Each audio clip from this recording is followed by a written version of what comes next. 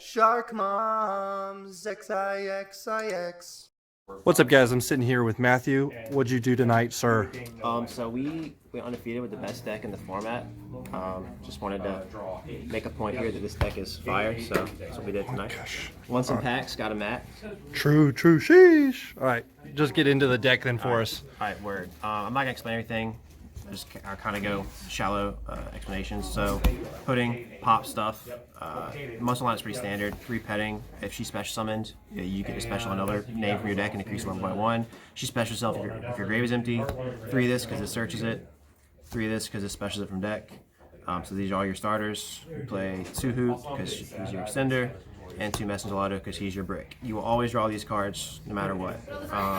And then we also played, because we don't play the hand trap builds, we don't play like the bad builds that turn this off.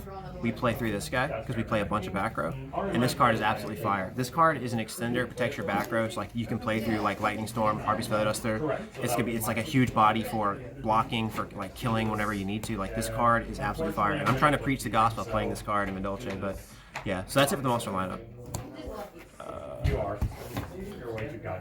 Spells. We just play the mandatory ones. 2 Salon, 1 ticket. This is gonna like this card is so broke because it gives you extra normal summons, which lets you like play through boards better going second, lets you set up better like playing through hand traps going first. It lets you revolve Promenade every single turn, which is just insane. And we play 1 ticket because it lets you just overwhelm your opponent. Like between these cards here, like you just outpace your opponent like so well. The game plan of this deck really is just to like set up these and just outplay your opponent and just out-resource them, and it works pretty well. 3 pots of consistency because we only have 9 starters. Like the deck does have a breaking issue, so this is obviously really important so you can always see your starter.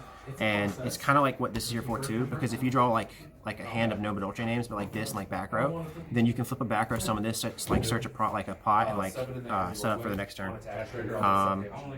And then like again, our theory is very like our game plan is very simple. We don't try to be cute. We just try to play good cards. So that's what we did. 3 Droplet, 3 Chalice, 3 Book. 2 Cosmic, because like I don't want to just get caught in my pants down not having any back row removal, so like just I think 2 is fine. And then 1 Called By. So we have 9 cards that play around Scythe, and we have 9 cards out monster boards going second. We have 9 cards that are like, well, more than 9, like really good traps going first. If I set any of these like going first, the cards are all insane. So we just want to play good cards out deck and a really good engine that outpaces our opponent. Traps, honestly, in my opinion, I know I'm biased, but one of the best like archetype specific traps ever printed, given the context of the deck. This card is absolutely insane. And then just 3 of this card, which is way better than Valor because it's not relegated to your opponent's main phase. You can, if it draws your 6th card, it still does something, and it doesn't trigger talents. So this card is insane. It cuts off floodgates. You can just like set this off of Heavenly, like in any column you want, and then during your turn, just like turn off a floodgate. Like it's just stupid. But y'all know what Imperm does. 40 main deck. Extra deck is basically just like Madolche monsters you summon and the names that don't matter. They're just prosperity fodder. So one of this, which apparently this is a girl. One of this girl. 2 Sistart. Cards broke. 1 of this because I don't want to get sacked by the Ignister nonsense. These 2 just because people are playing like the Shadal Dogmatic Invoke package and just punishing them for playing Maximus.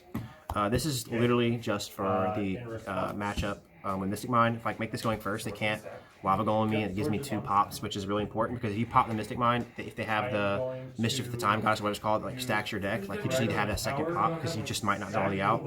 Baguska, if you go like Magi, Salon, I'm sorry, if you have like Magi and Petting, they both get stopped, you just like make this pass, which is pretty solid, surprisingly. This searches the Rock Boy, and we play the things you actually summon. I don't know if y'all read this card. Kind of crazy, this format. Until Pendulums become something, this card is just insane. Like just going first, setting up, it triggers your tickets, your Salon. Like this card is actually just nuts. This card is equally nuts because it's not once per turn for some reason. And then just 1 of this. You don't need to play more of this. We're not trying to OTK. We don't try to do anything cute. We just try to be efficient, optimal, and win. This exists only for whenever you have whenever you have Pudding under this, and when you need to summon it on top of these just to trigger your ticket and Salon, just get more cards. That's all it exists for. Don't try to be cute and OTK.